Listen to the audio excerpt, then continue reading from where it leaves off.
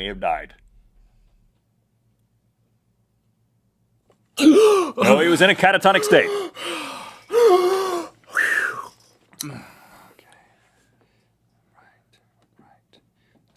I lost me for a second.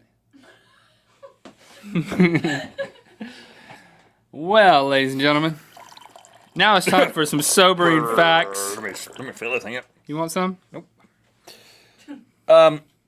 Yeah, you said you had some Sobering. facts. You The learned some dark things side- about these kids that disturbed you a little bit. Yeah, here's. I didn't go that far. It's Okay. A little coffee over there. Your shirt smells like coffee. That's what my wife's going to tell me tonight. I'll be like, that's right, baby. That's right. You like it like that. She likes shirts that smell like coffee. Yeah. It just makes it seem like you've been at a coffee shop. Been in a coffee shop. All right, here's what I did, kids. Here's what I did. Do you think there's any child geniuses watching this show? I doubt it. Yep, they're smart. No, I think the people who watch this show are, I'd say, smarter than average, but no child, like 210 IQ, that kid ain't got time for it. Do you know why they're not watching? Too busy. Because Studying more things. IQ, more problems. That's what I've uncovered. If Just you've like, got an IQ, just like Puffy said. if you're a child and you've got proof that your IQ is over 200, contact us somehow.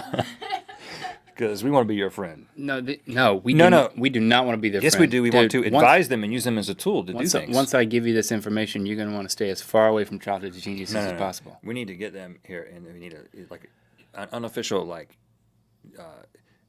idea generation situation. Not Well, you maybe can't pay 'em maybe because that's child against the law. creative genius, but just a child prodigy is only good at the thing they're good at. No, I want them to Chess, take violin, over calculus, something. like geology, Pinky in the Brain. anthropology.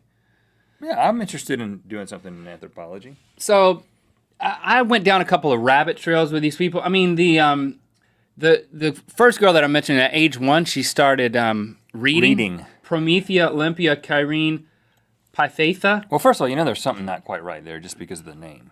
Well, and That's a sign. this is sad. So you got to come for me to tell what I'm about to tell. You have to come out of like you being so happy-go-lucky because this is about to get dark. Yeah, that name is kind of sad. And if you say something like cracking a joke, Yeah. it's going to come across as really cruel because Okay. this gets serious. okay, Okay, I would expect that there's some dark stuff here with a name like that.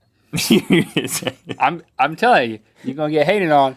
When I tell you what happened to I'm this girl. beyond that, man. Okay, here's what happened. Some elderly dude became obsessed with her and started giving her and her mom money to like cover bills and stuff like that because he heard, there was like articles about her being a child genius and all this stuff. And then he gave him $9,000 at some point in the past and started referring to himself as like grandfather. Sugar daddy. Grandfather. But when in 2011, when Well, this is Promethea recent. was 19 years old, Okay. I think she lived in the Midwest, but Thomas Kairos, this old guy, like 94 years old, drove up from Florida What? to their house. an old dude. He's been having contact, but he was kind of weird, so they put him on a 94? restraining. There's yeah. no way. Yeah. What he did was he went to the house and he was convinced that her mom was holding her back from capitalizing on her genius and developing properly. And he shot her 5 times. Tried to kill her because in order to help her genius. And she had to lay down on her mom's body and prevent him from shooting. And she lived. She survived. The mom. The mom survived. Promethea saved her mom's life in their front yard by jumping on her mom and saying, "No, stop shooting up my mom." He goes back, gets in his car, throws a letter out that had some money in it and said, "You can have this endowment and more money and pay for tuition and all that stuff if your mom's dead." It's like he was nuts. And then the cops show up. He pulls the gun on the cops, They kill him. and they killed him. It was a happy ending. I mean, it's justified maybe, but it's not a happy ending. He But the still mom tried to pull out a The joke. mom That's okay. lived. The mom lived though. But I mean, she's not the woman she used to be, and neither is Promethea. I mean, it's just the tip of the iceberg. What goes wrong with these people? I mean, you're so smart in one way. If he doesn't hit you from one angle, it hits you from another one. Somebody's obsessed with you, or I mean, in the least, you think about these people are so smart in one particular way that I would imagine that it makes life difficult. Thinking about going to college as a 6-year-old. I mean, but you're saying these people are smart in a particular way. That may be true. That may not be true. That may be true of the person who played the violin, but we're talking about people who are just smart. However they apply themselves, there's going to be something awesome that takes place. I think that's true. We're not talking about somebody with like a disability, but they happen to be incredible at piano. We're talking about somebody who's just incredibly smart. Now, Bobby Fischer, the chess grandmaster, he died at the age of 64. He was let's see, this is from Huffington Post article. Mr. Fischer, the most powerful American player of chess in history, had moved to Iceland in 2005. He had emerged briefly in 1992 from a mysterious seclusion that had lasted 2 decades. 20 years he was just secluded and defied an American ban on conducting business in war-torn Yugoslavia to play a $5 million match against his old nemesis, the Russian-born grandmaster Boris Spassky. Yeah, that was like big news back then. Fischer versus Spassky. After he beat Spassky again, he dropped out of sight, living alone. And he called him old Spassky after he beat him. The dude was increasingly belligerent over the years and very anti-Semitic. His mom was Jewish, but he was very weirdly outspoken anti-Semite kind of a guy.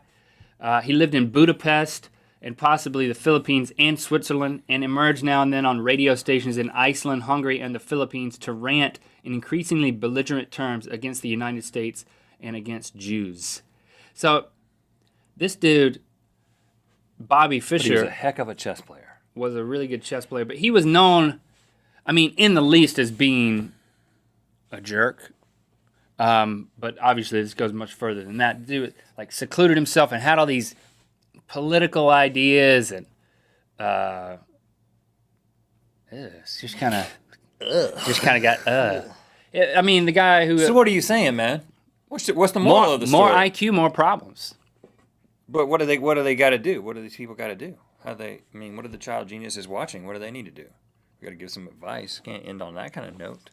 Well, again, I don't think they're watching. I think that they're dealing with their troubles. Don't worry about it. You're not watching it anyway. 1993 movie Searching for Bobby Fischer is about a child prodigy chess player. Have any of you guys seen that? I have seen it. You have seen it? Mm-hmm. They tried to make him into the next Bobby Fischer, but he didn't want to, who everybody hated. And he didn't do it. I haven't seen the movie. But he was good at chess. I heard you've been playing chess with your kids. I heard about that. Lincoln plays chess and beats me every time. It's chess is like torture to me. I mean, you're not trying. You could sharpen the pawns to points and gouge my eyes out with it, and I wouldn't have worse of a time than I already have. But you're not trying. You're letting him win. I start out trying, and then my will is broken, and he beats me. Also in checkers. I don't let my kids beat me at anything. I don't let them beat me either. They just do. I mean, seriously, my will gets broken about halfway through any game that happens on a flat surface. My dad would not let me beat him at anything until I could beat him legitimately, and those were like very formative experiences when I could like legitimately beat him. So when I play chess or checkers against my kids, I let them get way ahead, and it's like, I'm going to beat Dad, Then I'm like, game over every time. But one of these days... But I think you're missing the point. They're going to beat me. I'm not letting them beat me. I know, but what do they have to... Let them play Christy or something, because they need to... or let them play me. You know what? Bring your kids over to my house, and I'll play with them. They need to have a challenge, man. You kids are not going to be... they don't need to be the next Bobby Fischer. The problem with chess is that it always ends in a stalemate. No, it doesn't. Yeah, chess all too often ends in a stalemate. It ends in a checkmate, man. No, it doesn't. You can't check. You can't. If it gets down to a king and a king, it's stalemate. That's what a stalemate is. Well, don't let that happen. I don't know how to not make You that get it happen. into a position where the only move they can make would put them. But then they can't move. A king can't move into to be taken. Can't make a move to be taken. Chess won't allow it. But you know what checkmate is? It's Meaning that any move that they made, you trap them. the king, in the next move, the king would be taken out. That's what checkmate is. But isn't there also a rule that the king can't move into check? That's what it is. King can't move into check, right? You don't even know the rules. I hardly ever play.